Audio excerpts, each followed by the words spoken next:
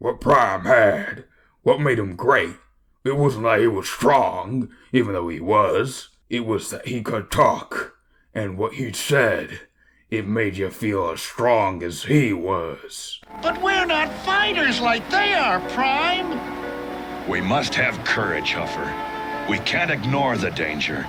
We must conquer it.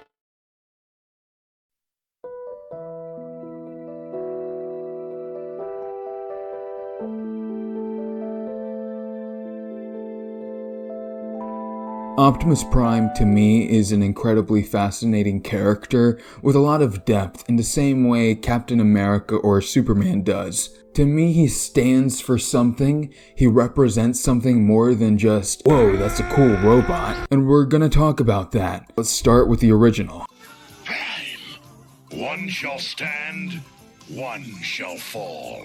I love G1 Optimus. He's my favorite, or among my favorite, for a few reasons. He was kind, heroic, compassionate. Yeah, he dealt blows to the Decepticons, but only as much was necessary to conquer the danger. The writers wrote him as an actual role model, and what he had to teach wasn't just be good and stuff. It was, just remember, there's a thin line between being a hero and being a memory. Hang on to your dreams, Chip.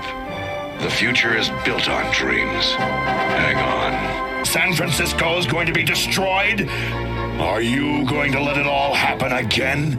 For something as useless as revenge? And the most important one is the one we learned from Peter Cullen himself. I was living with my brother, a former Marine. He was K Company, 3rd Battalion, 5th Marines, and he fought in Vietnam. He was decorated, wounded, and came home. And there was a change. There was a significant change in his demeanor, his sense of living, the way he talked. There was a gentle and a smoothness to it. And he said, if you're going to be a hero, Peter, remember, be strong enough to be gentle. Be compassionate, Be understanding. Don't go yelling and screaming. I think that's exactly what defines Optimus Prime. If you don't have this at the core, then it's not Optimus to me. That vengeful bitterness is weakness, and compassionate kindness and thinking of others is strength.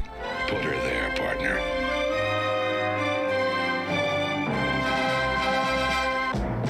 A little tangent, some say that G1 was just bullshit. It was above average for what passed as children's entertainment at the time. Yeah, it was made to sell toys, but who cares if it was? That doesn't matter. As long as you sell the toys in a way that's fun and entertaining and meaningful, who cares if it was a commercial? And with Optimus, it was like they knew what they wanted to impart, the type of hero he would be. Thrones are for Decepticons. Besides, I'd rather roll. He has these qualities that get ignored because, dumb cartoon in the 80s, bad animation errors, There wasn't just a G1 cartoon, there was also the comics by Marvel. And Bob Budiansky came up with the bio for him, among other characters as well. Here's what it read. If he had been on Earth, he would be a doctor, a mechanic, a scientist, and a warrior.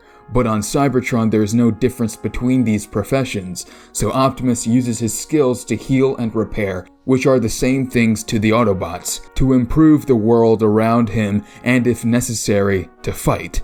Both in power and intelligence, he has no equal. He can be immensely kind, and his compassion extends to all that lives, including the creatures of Earth.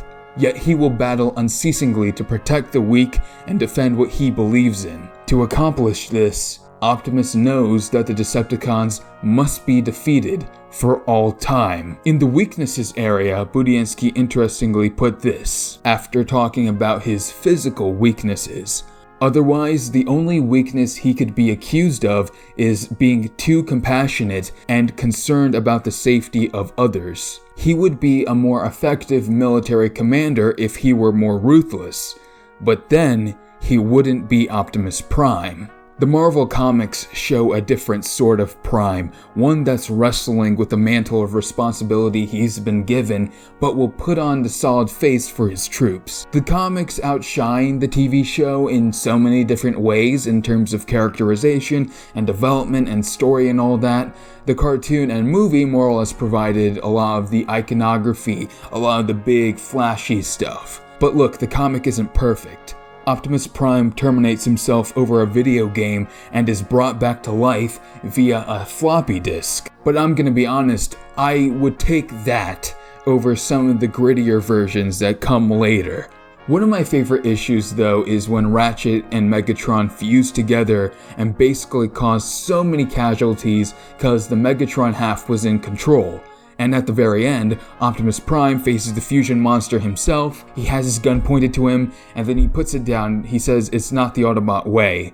But then the fusion monster, being controlled by the Ratchet half, grabs the gun and points it back at his head, and asks Optimus to pull the trigger.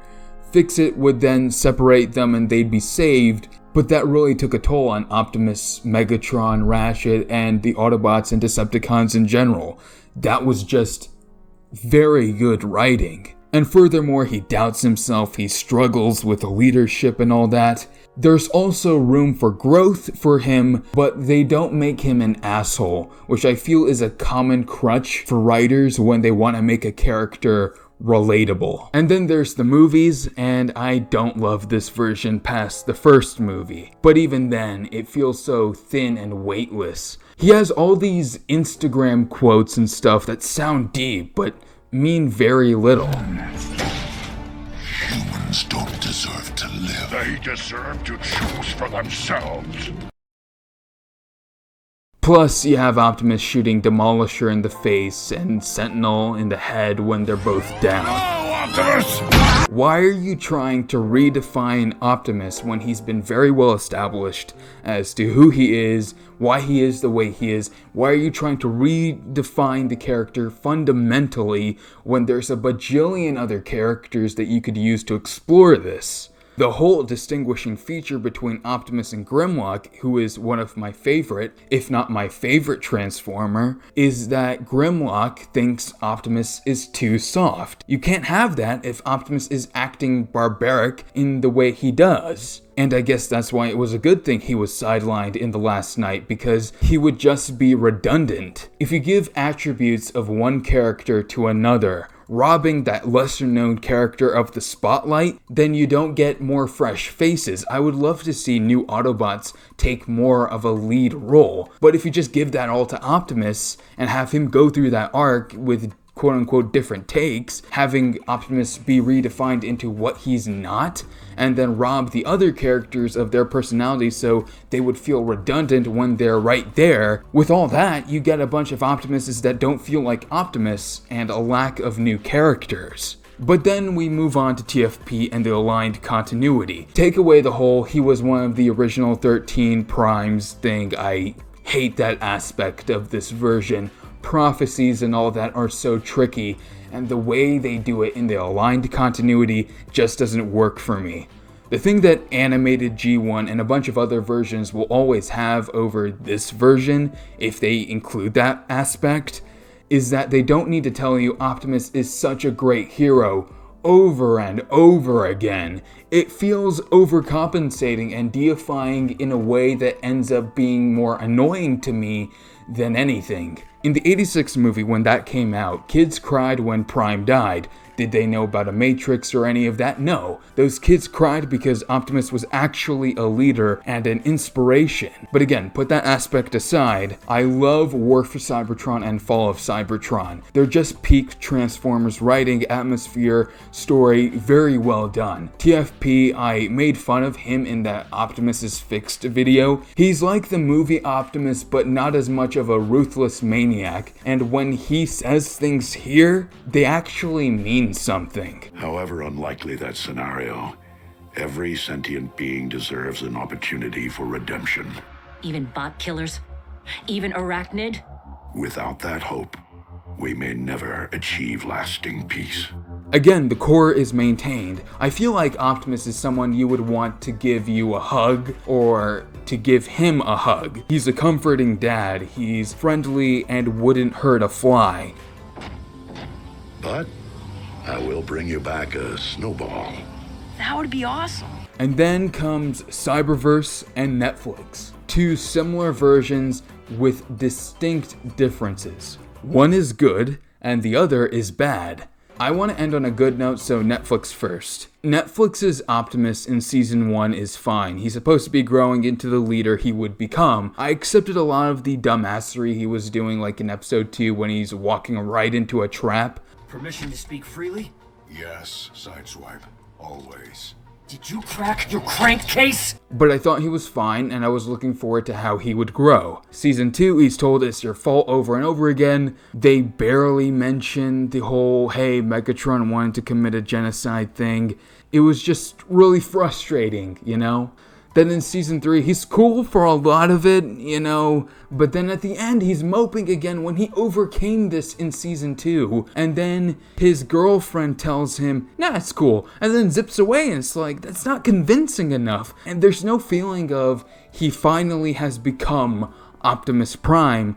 They say, remember why the Matrix chose you.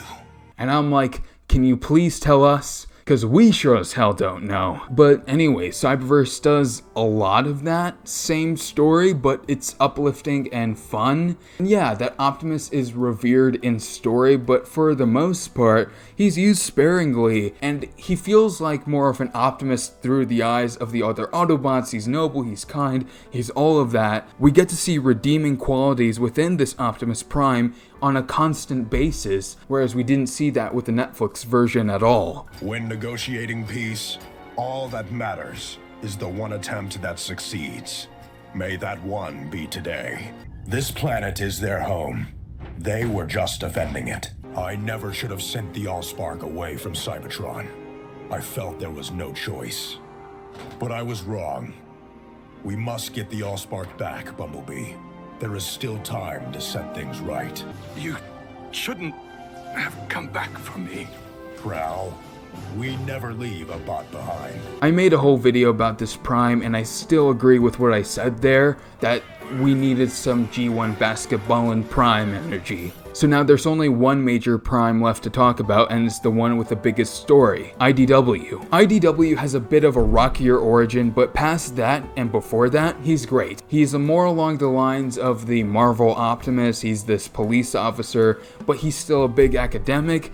He meets Megatron, he's inspired by his ideals, he gives this big speech, and if you want an Optimus speech that actually means something, that actually has something to say, this is it. He talks about how the functionist powers that be want to keep everyone in line, so no one actually has the freedom of what they want to be. He becomes like a superhero later on too, and he has these cool moves and whatnot. The rocky part is that he'll meet this guy Zeta Prime, and he'll become a jackbooted thug for him for a bit. He thankfully gets his eyes opened once again.